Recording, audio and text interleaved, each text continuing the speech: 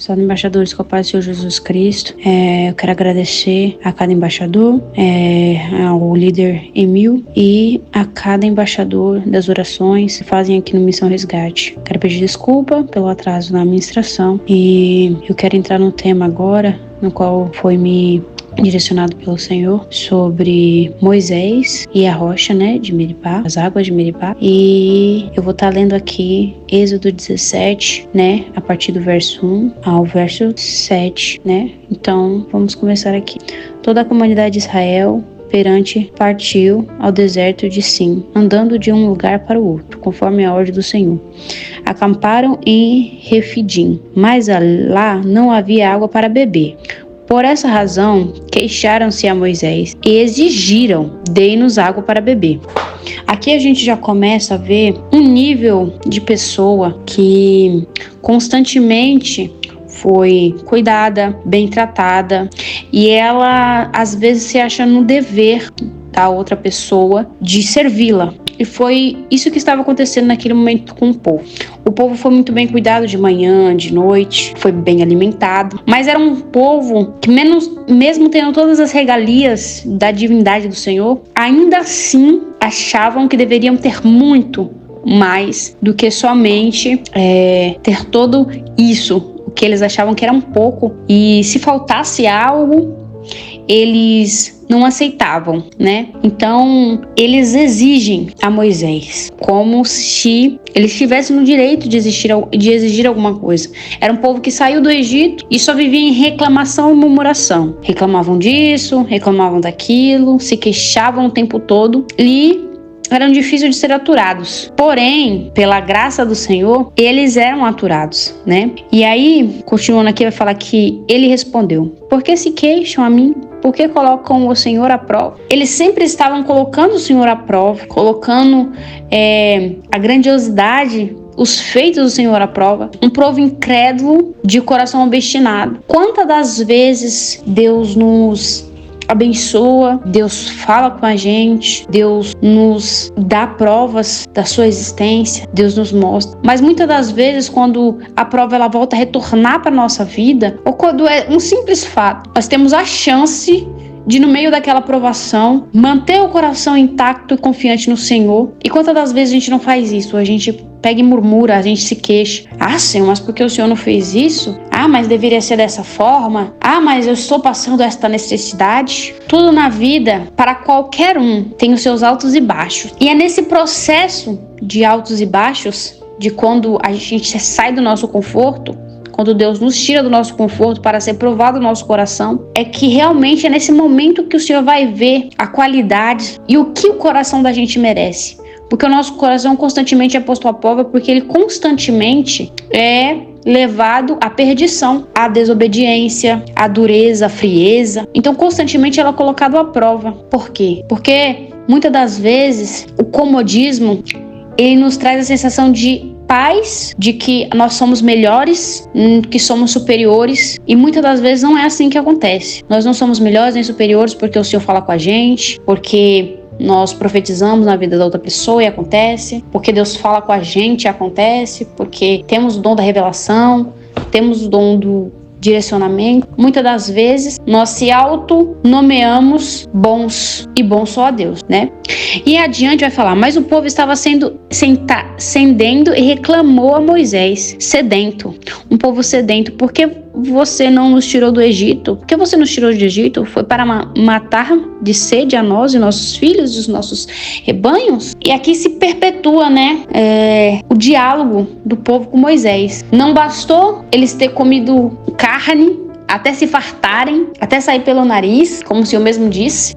Não bastou eles acordar em teu orvalho, ali, com toda a a refeição diária, Deus ter dado água em todo o tempo, e bastava eles andar só mais um pouquinho, sem se queixar. A última prova, eu vejo isso como a última prova do deserto, um pouco de sede para a grande vitória. Mas se tivesse o coração forjado em Cristo, um povo que em todo o tempo teve a oportunidade de ter o coração forjado em Cristo, mas se entregaram aos sentimentos e os prazeres da sua alma, do seu coração, a queixa, a superioridade, a raiva, a indignação de um fato que não deveria existir dentro do coração, porque eu vejo isso como a última prova do deserto. E ali eles falam: por que nos tirou do deserto, Moisés? Para nos matarmos de sede? E ali, nesse exato momento, Moisés ele pega e ele vai clamar ao Senhor. Que no verso 4 vai falar: então Moisés clamou ao Senhor: que farei com este povo? Estão a ponto de apredejar-me. E aqui o Senhor me mostra quantas das vezes nós, por determinadas circunstâncias, nos amedrontamos, mesmo estando numa caminhada constante com Cristo, nós nos amedrontamos. E aí chega ao ponto de: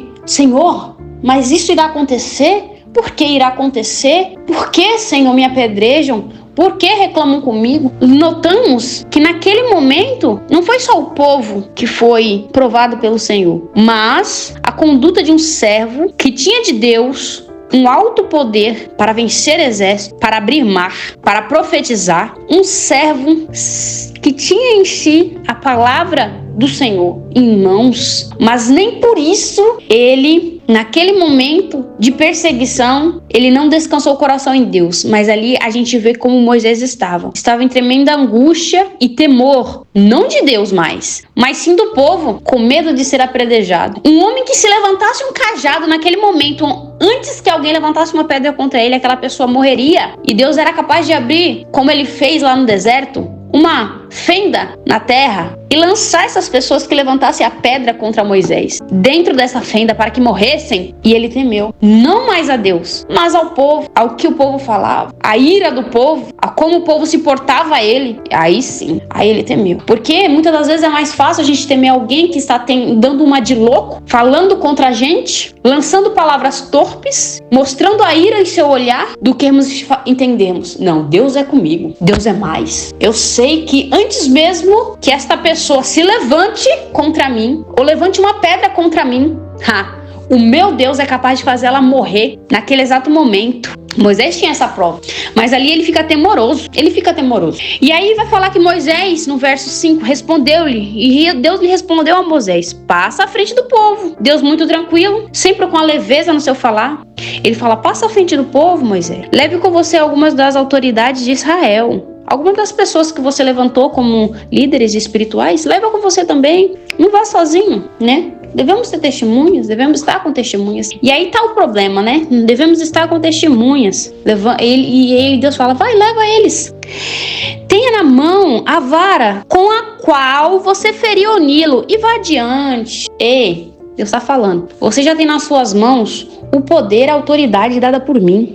Você está nas suas mãos aquilo que fere. Você está nas tuas mãos aquilo que abre as portas. Você está nas tuas mãos aquilo que tem o poder de Deus. Você já tem nas suas mãos. Mas para nós não é suficiente. E aí nos versos ele fala: eu estarei à sua espera no alto da rocha, no monte Horebe. Bata na rocha e dela sairá água para o povo beber. Deus vai falar: bata na rocha e dela sairá água para o povo beber. Assim Moisés, à vista das autoridades de Israel, fez e chamou aquele lugar Massa e Meribe, porque ali israelitas reclamaram e puseram o Senhor à prova, dizendo: o Senhor está ou não entre nós? Irmãos, o engraçado é que todo mundo prega assim: Moisés ficou nervoso, Moisés bateu uma pedra, isso e aquilo. Mas o que é engraçado no verso 7 é que fala assim: e chamou aquele lugar de Massá, de Meribe, porque ali os israelitas reclamaram. Ali, naquele ponto, eles reclamaram e puseram o Senhor à prova, dizendo: o Senhor está ou não entre nós? Olha aqui a audácia desse povo. O povo viu o mar se abrir, viu Deus mandar fogo do céu, viu Deus matar os filhos dos egípcios, viu Deus matar os primogênitos, dos egípcios, viu Deus trazer pestes e pragas sobre o Egito, e eles não foram afligidos. Eles não foram afligidos. Saíram do deserto, do Egito, foram para o deserto. Atravessaram o mar, onde as duas colinas de água estavam aos seus lados, cada um à sua direita, sua esquerda. E ali eles atravessaram aquele mar imenso. Adiante deles, uma coluna de fogo gigantesca para protegê-los, aquecê-los. E de manhã numa nuvem, no meio do deserto, onde não existe nuvem praticamente, para cobri-los do sol escaldante que é o deserto. Ali o povo venceu foi andando sobre algumas determinadas regiões e vencendo reinados, né? Destruíram Sion e Og, né? As cidades, porque ali Deus era com eles. E na última prova, na última lição de Deus, para que esse povo realmente pudesse chegar à terra prometida. Olha só, eu vejo como a última lição de Deus, por quê? Porque logo depois disso, Moisés vai subir ao monte, né? E ele subindo ao monte, ali Deus vai mostrar para ele Canaã, a cidade onde o povo ia tomar posse. E fala, Moisés, era aí, que esse povo ia tomar posse da cidade. Mas, devido a essa blasfêmia, essa falta de pudor perante a divindade do Senhor, eles não irão mais tomar posse disso, mas ainda continuarão no deserto. Esse povo que veio com você, vou matar tudo. E desse povo vai sair os novos habitantes, né? Era um povo que não tinha nenhum culhão de trazer sobre a sua descendência o temor e quem era Deus. Não, eles não fizeram isso. Eles não trataram da raiz o problema. Tanto que lá na frente o povo vai errar de novo com o Senhor. Mas o foco tá aqui. O foco tá aqui nessa passagem. Não bastava pro povo todos os feitos do Senhor. E no capítulo de Números 20, no verso 12, vai falar: o Senhor, porém, disse a Moisés e Arão: como vocês não confiaram em mim para honrar a minha santidade, à vista daqueles incircuncisos, né? Deus fala israelitas, para não dizer outra coisa, vocês não conduzirão essa comunidade para a terra que lhes dou. O que é isso? Quando Deus fala assim, vocês não confiaram em mim para honrar a minha santidade, à vista de Israel, à vista deste povo incrédulo. Vocês temeram o povo, vocês não falaram assim, eis que o Senhor faz sair dessa rocha água. Não, vocês não honraram o Senhor. Você foi lá e bateu com ira na rocha para que saísse água para aquele povo. Você feriu a rocha, Moisés. Que era pra você ter feito, era pra você ter levantado o cajado perante a rocha e a tocado. Você bateu 2 vezes nela, ferindo ela. Na ira, vocês não tiveram aquele momento de santificação, né? Não honraram o Senhor ali com palavras. Porque você voltando, você vai entender o que Moisés fez. No 9 fala assim: então Moisés pegou a vara que estava diante do Senhor, como lhe havia ordenado. Moisés e Arão reuniram a assembleia à frente da rocha, e Moisés disse: escute, rebeldes, será que temos que tirar? Olha só, olha aí a grandeza do homem. Será que temos, eu e esses assembleanos aqui, que estão aqui à minha volta, aqui os líderes, e Arão, né, colocando ali, tirar água desta rocha para lhes dar? Olha isso aqui que nós fazemos. Então Moisés ergueu o braço e bateu na rocha 2 vezes com a vara. Jorrou água. Deus não humilhou Moisés. Deus poderia ter humilhado Moisés naquele momento, mas Deus não humilhou ele. Porque ali, voltando no verso 12, vai falar: vocês não confiaram em mim para honrar a minha santidade à vista de Israel. Vocês não honraram a santidade de Deus por causa de um erro. Por causa de um erro que nós falamos ou pensamos em fazer, grandes desgraças nos acontecem. É que nem um caso há um tempo atrás aí, uma ponte que caiu,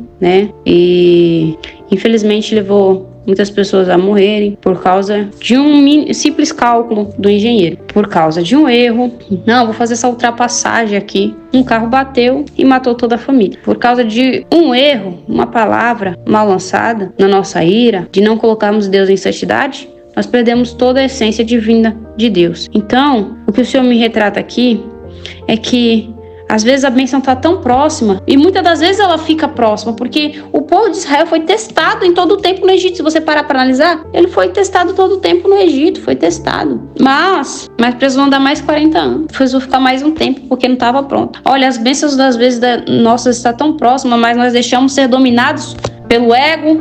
Aqui nós vemos ego, pelas murmurações, pela ira, pela inconstância, pela tristeza. E às vezes queremos nos queixar, porque não chega a bênção, porque não. Mas às vezes falta o último passo para a vitória. E o que acontece? Nós nos queixamos e ainda vinhamos duvidar da essência do Senhor. Então, aquele último passo, aquela última sede, era um marco para a vista da terra prometida. Mas, em vez deles acreditar que era somente mais um, não, eles foram testados todo o tempo, mas em vez deles verem que era só mais uma prova do Senhor, Deus viu que, independente da circunstância, aquele povo ainda não estava pronto. E o líder deles, por mais que fosse um líder excepcional, também tinha suas falhas e também, infelizmente, não pôde entrar. Então ali a gente vê também que Moisés já estava de certa idade avançada, então o Senhor resolveu recolher também. Eu vejo assim como Deus também recolheu a Moisés. Já